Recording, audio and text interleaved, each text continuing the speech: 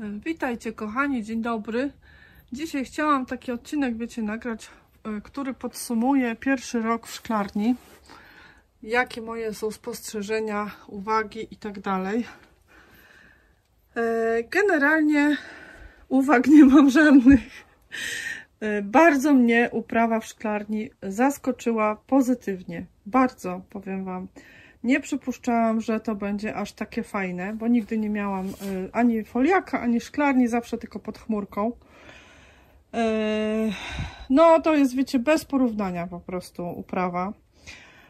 Tutaj jest w szklarni bezproblemowa ta uprawa w porównaniu z pod chmurką. Tutaj raz chyba zrobiłam oprysk PW i F i potem już nie robiłam, bo nie było potrzeby żadnej, słuchajcie.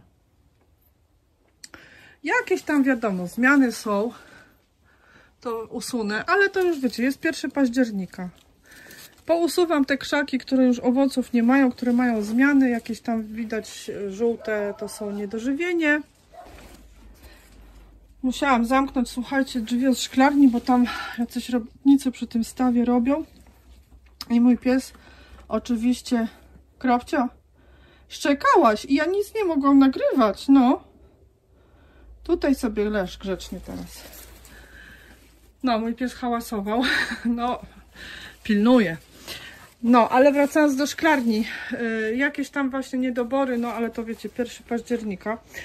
Jestem, no, ogromnie zadowolona z tej szklarni. No, żadnych uwag nie mam, słuchajcie. Co do samej szklarni, to nic bym lepiej nie zrobiła, naprawdę. Jest rewelacyjna pod każdym względem. Bardzo mi się podoba ta opcja tego pół okienka, pół drzwi, nie? Że można tą połówkę sobie otworzyć. Fajnie, że od środka się można zamknąć, tam sobie szklarnia jak się pracuje.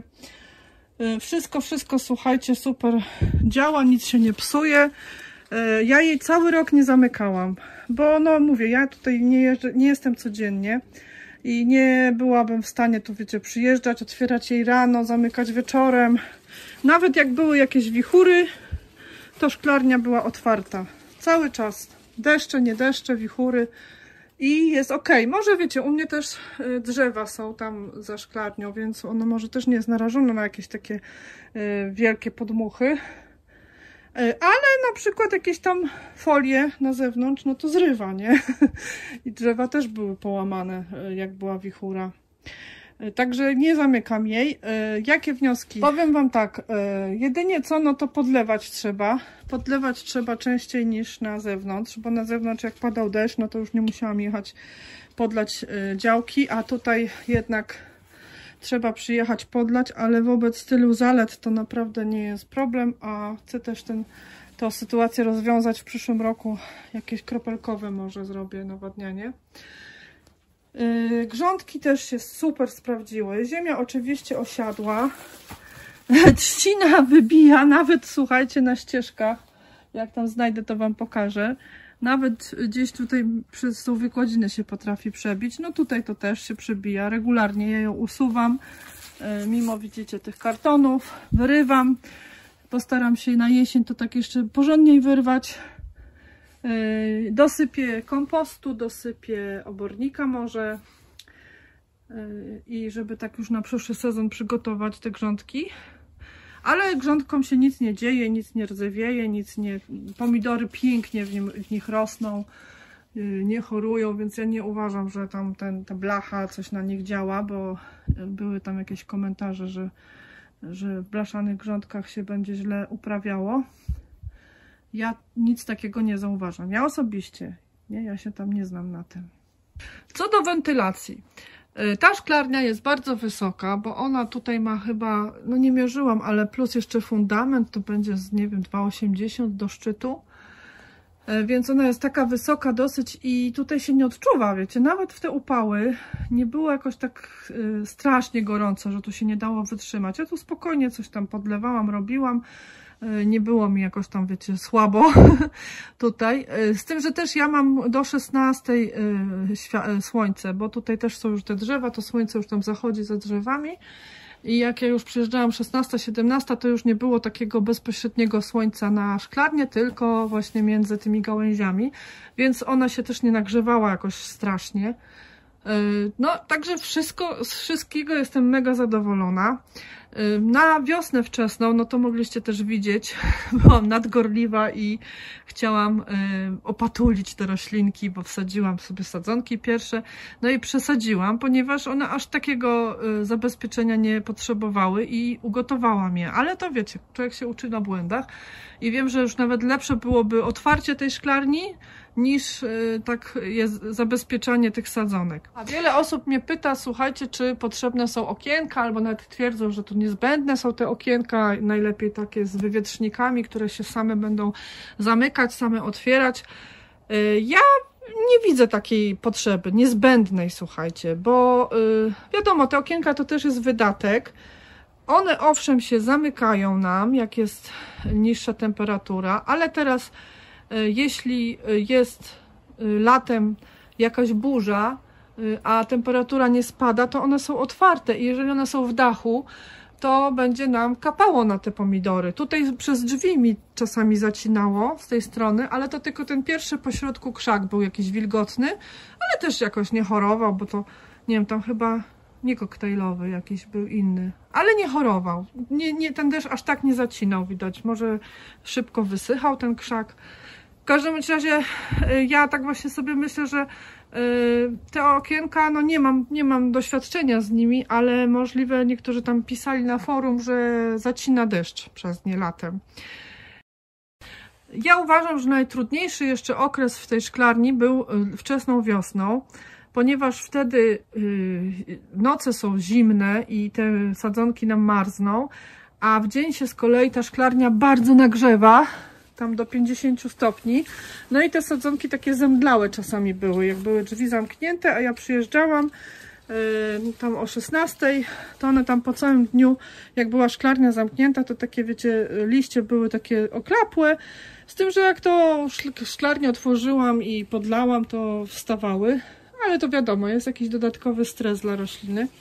To ja tak robiłam, że te drzwi uchylałam, wkładałam tam klocek między drzwi a próg, to wam może pokażę tutaj gdzieś filmik, i sznurkiem klamki zawiązywałam. I taką robiłam, słuchajcie, szparkę, ale to było dosłownie kilka razy, ponieważ później otwierałam tą górną część drzwi, taką połówkę, najpierw z jednej strony, potem już jak było coraz cieplej, to z dwóch stron, a później już całe drzwi otwierałam i to było najlepsze, ponieważ wtedy był najlepszy przewiew i te pomidory w ogóle, wiecie, nie chorowały, naprawdę.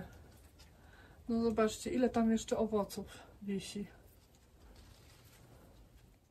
Także właśnie tak sobie radziłam z tą wentylacją taką przejściową, bo mówię, później już było non-stop otwarte i naprawdę te pomidory teraz w nocy są 5 stopni, słuchajcie, u nas. Są drzwi otwarte na oścież, całe, z jednej i z drugiej strony, no i te pomidory wyglądają jak wyglądają, nie jest źle, ja uważam. Jakbym ja je tutaj zamykała, to gorzej by to wyglądało, bo by parowało wszystko i zaraz by się rozchorowały. No tutaj jaki ładny. Więc ja uważam, że w tej szklarni, w takiej wysokości szklarni, no ona jest naprawdę bardzo wysoka, bo słuchajcie, ja nie dosięgam ręką tam do góry drzwi i ona ma te drzwi aż prawie do samego dachu. No i tutaj wymiana powietrza jest doskonała, naprawdę. Te okienka, może jakby szklarnia dłuższa była, ta ma 6 metrów, no to może w pośrodku bym jakieś okienka wstawiła, ale też nie wiem, bo tutaj wiatr hula. Jak jest na przestrzał otwarty, to aż krzakami rusza, więc nigdy nie było, ja nie zauważyłam skroplin takich na suficie od środka. Nigdy. Zawsze było sucho. Na zewnątrz się osadzała wieczorami na przykład rosa, to było na zewnątrz mokre były ten poliwęglan, ale w środku nigdy, a czasami tutaj nocowaliśmy, więc miałam okazję rano zobaczyć, jak to wygląda.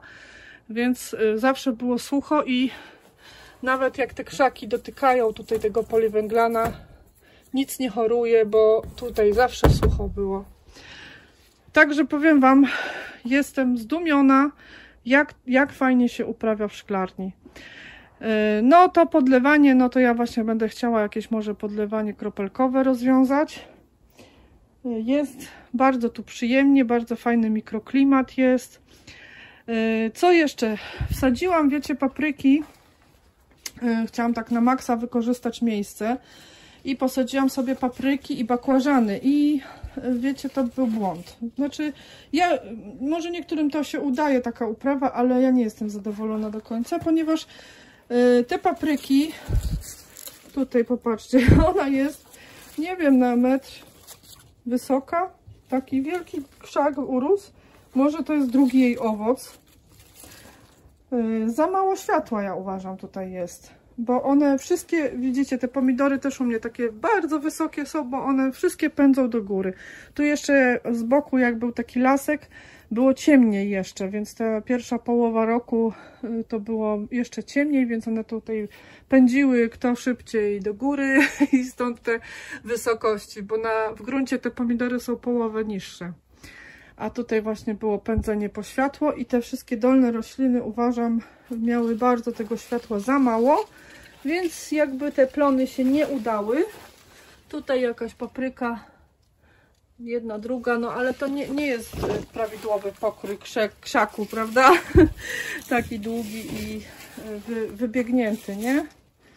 No ten to już 1,50 m chyba ma, to bez sensu jest w ogóle. Ta papryka też zacienia pomidory, nie? Więc to ja uważam, tak w przyszłym roku nie zrobię. Powrócę do uprawy papryki na zewnątrz. W tym roku też miałam najładniejsze papryki na zewnątrz, krzaki były niskie. Tutaj za szklarnią jest taka grządka, więc ona będzie taka osłonięta od wiatru i ok będzie. Bakłażany podobnie, bo powiem wam, że one wielkie liście mają i jak był moment, że krzaki były tego samego rozmiaru co pomidory, co bakłażany, no to właśnie one tak zacieniały bardzo. Wielkie liście, one na początku sezonu ładniej wyglądały w szklarni, te bakłażany, niż w gruncie, bo te w gruncie musiały sobie, wiecie, odchorować i przyjąć się. Tutaj już kwitły w szklarni, już miały zawiązki, a na zewnątrz jeszcze tak dochodziły do siebie, widać było po liściach. Ale później, jak się zrobiło ciepło, to te w gruncie o wiele ładniej wyglądały niż te w szklarni. A one też, nie wiem, czy tutaj nie jest przędziorek, chociaż nie widzę pajęczynek, ale zobaczcie, takie listki są typowo, jakby właśnie to był jakiś wciorniastek albo przędziorek. Ja bym musiała tu, nie wiem, jakiś mikroskop wziąć, ale nie ma pajęczynek w ogóle. No takie, widzicie, są kropeczki. No i one tak tutaj niepotrzebnie zacieniały. Ale więcej natomiast bym wsadziła takich, pomidorków koktajlowych, karłowatych na dole, bo one wyższe nie rosną, a bardzo ładnie owocują. To bym więcej takich wsadziła pomidorków w przyszłym roku może. I bazylii. Bazylii u nas nigdy dość, że tak powiem. Obskubujemy regularnie. Ale na bazylię były też, tutaj widać, też inni amatorzy, takie zielone gąsieniczki. No więc tak, musiałabym w przyszłym roku, stwierdzam, że więcej jej nasadzić, żeby też te gąsieniczki tam sobie jadły, ale żeby też mi więcej zostało, bo one tutaj naprawdę tej bazylii no, zdrowo pędzlowały. Bardzo się udały, wiecie, na dole w pomidorach buraczki. Tu jeszcze mam te buraczki, które sadziłam wiosną. Ja je tak, wiecie, wyrywam sukcesywnie po kilka tam sztuk do jakiejś zupy, ale te już są na korzeń, no i całkiem takie, wiecie, te korzenie fajne są i one tutaj dobrze wytrzymały, nawet te upały. I są takie niskie, nie zajmują, nie zacieniają tych pomidorów, więc buraczki, jakieś takie właśnie rzeczy, które są niskie. Już papryk bym nie sadziła tutaj. O, patrzcie, jaka papryka. To jest papryka, ona mi się, widzicie, 1,50 m chyba kończy. Tutaj gdzieś była taka rekordzistka papryka, zaraz wam pokażę. O! No i tu jest właśnie ona. Ona jest z dołu. Tu już się z pomidorami. I tutaj się kończy mi na wysokości wzroku. No, bez sensu. Ona całą siłę włożyła w budowanie łodygi i tej masy zielonej. Dopiero teraz kwitnie, bo doszła właśnie do światła. Więc no, zrezygnuję z papryki. O, tam jakiś jeszcze bakłażan wisi. Ale też bakłażan. Zobaczcie, jeden owoc. Liście większe od dłoni. No i on się tu kończy, taki wysoki. Wszystko takie wyciągnięte. Więc o ile pomidory takie wyciągnięte, jeszcze pół biedy, bo one tutaj jakoś się tak, wiecie, wyścig robiły o to światło, ale owocowały przepięknie, bardzo obficie. To inne rośliny mniejsze szanse mają. Bo wiecie, pomidor to on tak się szybko urośnie, on tak jak pnącze się zachowuje, a bakłażany czy papryki to już nie. No więc więcej bym chyba nasadziła takich pomidorków koktajlowych, niskich. Też nie na brzegu, bo powiem wam, że jak kucam, to zaczepiam i często łamię te pomidorki, więc ja bym dzisiaj może na środek dała, a bazylię po brzegach. Czy jak chodzę, to widzicie, nogą trącam i czasami złamałam niejednego. O, tutaj też bazylia, widzicie, jak obgryziona. Ale dużo zebrałam bazylii, tylko że no właśnie też dużo jest amatorów. No tutaj też jest papryka taka długaśna. No patrzcie, no po co taka papryka?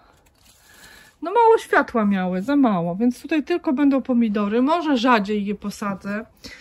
Tu środkowa grządka były pomidory tak naprzeciwko. Nie, tam tu jeden, tu drugi. Więc w przyszłym roku zrobię tak, wiecie, w szachownicę na przemian, nie? Między dwoma z przodu będzie po środku, z tyłu jeden. No i chyba trochę rzadziej, chociaż tutaj też jest takie, wiecie, 60, 50 parę, około 60 cm jest odstęp między pomidorami. No ale te papryki też właśnie niepotrzebnie tutaj są, teraz stwierdzam. No i co? Jakieś odmiany to sobie jeszcze tam poopisywałam w tym roku, które na boki dać, które po środku. Całkiem fajnie na bokach mi się sprawdzają te takie koktajlówki drobnoowocowe, bo one tak co prawda się pną do góry, ale je łatwo je sformować tak przy ściance, w rogach zwłaszcza mi fajnie jakoś tak ten megaśny taki, wiecie, z tego no nie wiem, z tego kubka, no to jest liana, to on tam sięga, wiecie, na pół szklarni i to jest tylko jeden krzak. Tutaj on ma początek, o tu też papryki takie długie, ale tam jest początek na dwa pędy, no tutaj się znowu rozwidla, no i to on objął, wiecie, pół szklarni, ale on cały czas owocuje, on ma piękne grona nawiązane, w ogóle nie choruje i jest taki słodki, pyszny. O, tutaj jakiś pająk, krzyżak. I on tutaj właśnie jest tak, wiecie, z zewnątrz, więc jak deszcz pada nawet na niego, no to on jakoś, nie wiem, nie choruje. No jestem w szoku, wiecie. Tutaj właśnie jakiś był dużo owocowy. O, semipaliatyński. No to on miał duże owoce i taki był chyba bardziej wymagający, jeśli chodzi o dokarmianie. No i już widać, że są niedobory, więc go trzeba już usunąć, ale też nie choruje. To jest takie bardziej no z tego, że już jest głodny. Chyba te wielkoowocowe pomidory bardziej potrzebują lepszego, wiecie, tego nawożenia, nie? Tutaj, o, jeszcze tu będzie ładny. Black from Tula. O, to będzie pyszny pomidor. No tutaj jeszcze tygryski mi dojrzewają. Także jeszcze bardzo dużo pomidorów, słuchajcie, dojrzewa i będę się cieszyć, póki nie będzie mrozu. Może jak będzie już tak naprawdę, wiecie, blisko zera, chociaż 5 stopni to już jest blisko zera, to będę może tą jedną stronę zamykać albo do połowy. Do połowy to nie ma sensu chyba. No nie wiem sama, wiecie. Na razie obserwuję, bo to jeszcze będzie dalsza obserwacja. No, także takie pierwsze wnioski. Jakby ktoś właśnie się zastanawiał i tak, no wiecie, chciał oszczędną wersję bez tych okienek, to jak najbardziej to się sprawdza, ja uważam. Nie są konieczne przy takich gabarytach szklarni. No i jak już się spróbuje uprawy w szklarni, to się nie chce już inaczej. Taka prawda. No, nawet to, że trzeba podlewać. No, ja mówię, jak się zrobi linię jakąś tam nawadniającą, to będzie ok. Już jak były te niższe temperatury we wrześniu, no to mnie tu nie było 2 tygodnie. No to jechałam i myślę sobie, o, już pewnie rodzynki tam wiszą ususzone.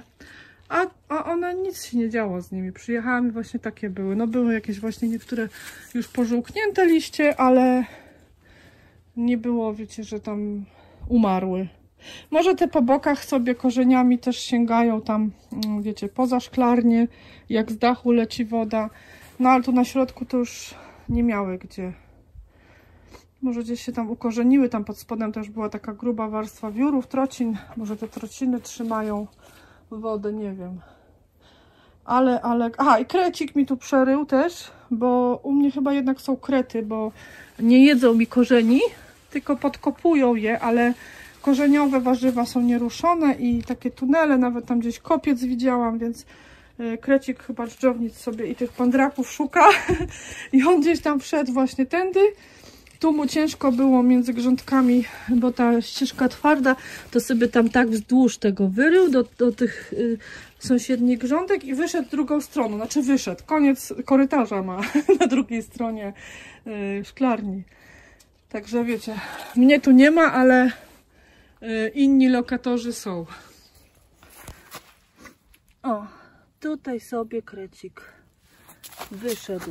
To jest wszystko tutaj wykopane. I on sobie ze szklarni wyszedł tędy, a wszedł drugą stroną.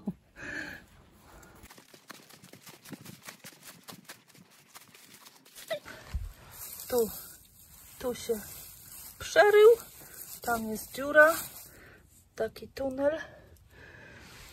I on sobie między ścieżkami nie radzi, bo one są twarde i suche, zbite, ale sobie tutaj tak naokoło przeszedł do następnej grządki. Cwaniaki z nich. O, tutaj coś chyba jest podkopane. No, jeszcze będziemy chcieli wykańczać ją jakoś naokoło, ale wiecie, u nas będą chyba duże zmiany na ogrodzie wkrótce, więc sobie to już na koniec zostawiam, tą obwódkę, nie, naokoło szklarni. Na razie jest tam wyłożone agrowłókniną, agrotkaniną naokoło czarną. Tutaj z przodu trociny są wysypane. Te ścieżki bardzo się fajnie sprawdziły z tymi trocinami.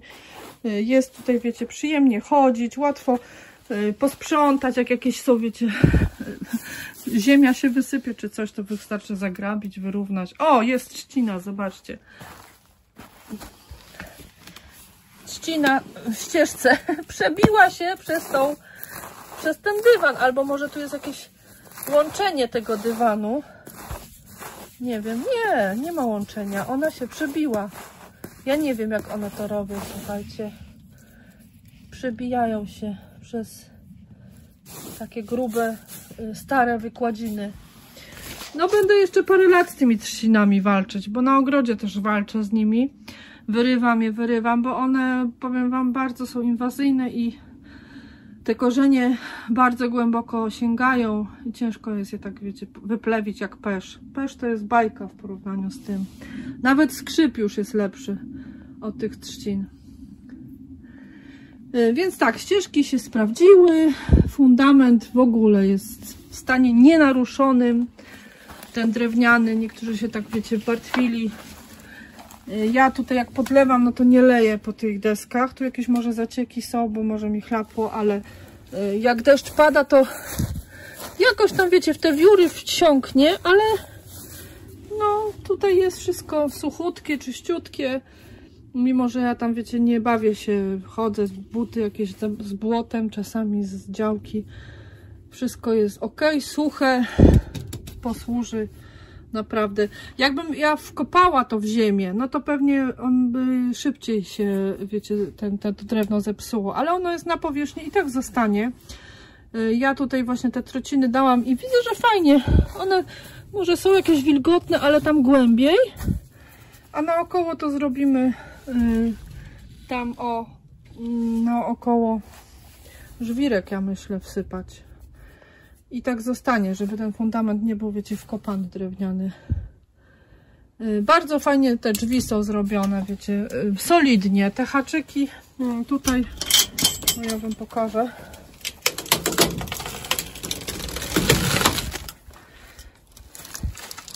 Te haki bardzo są solidne. Ja, wiecie, zostawiam, zaraz to. O. Ja te drzwi zaczepiam, tak. I one, wiecie co, no jakiś tam ruch jest, ale jak jest nawet wichura, to ja je tak zostawiam. I to trzyma. Naprawdę powiem wam, że jestem mega zadowolona. To jest bardzo solidna konstrukcja. Właśnie fajnie, że można sobie te drzwiczki, nie? Tylko połówkę otworzyć. Może teraz, jak już tak zimne noce, to będę tylko takie góry zostawiać. Zacznę może od tego. O, to też jakaś myśl jest.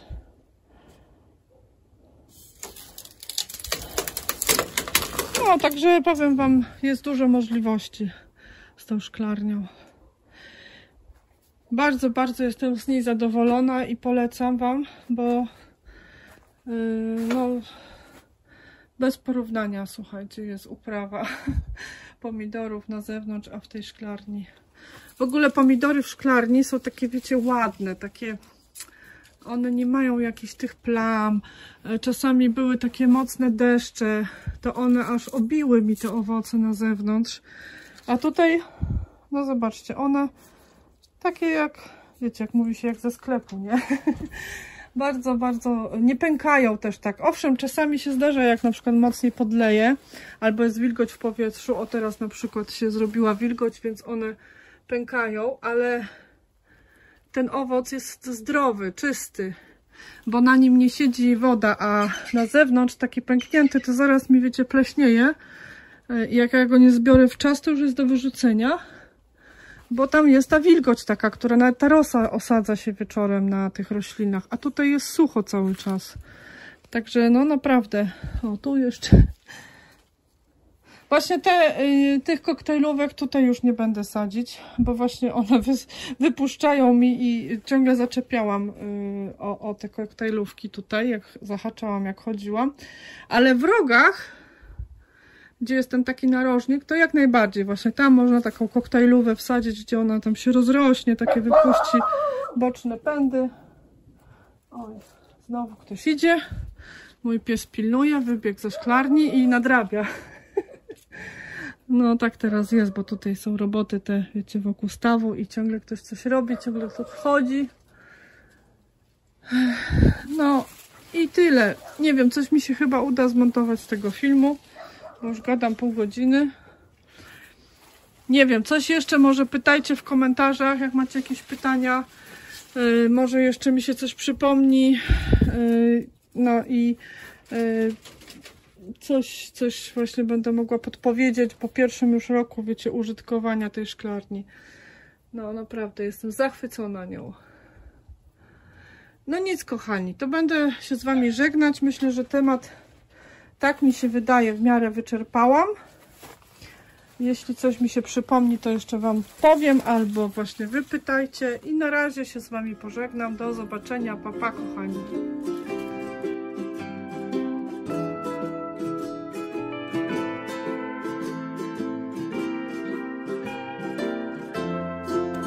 I zbiory. Słuchajcie, tak co kilka dni. A tutaj już szykuję paczuszkę dla przyjaciół. Jeszcze właśnie pozbieram trochę malinowych i bazylii, ziół, kopru.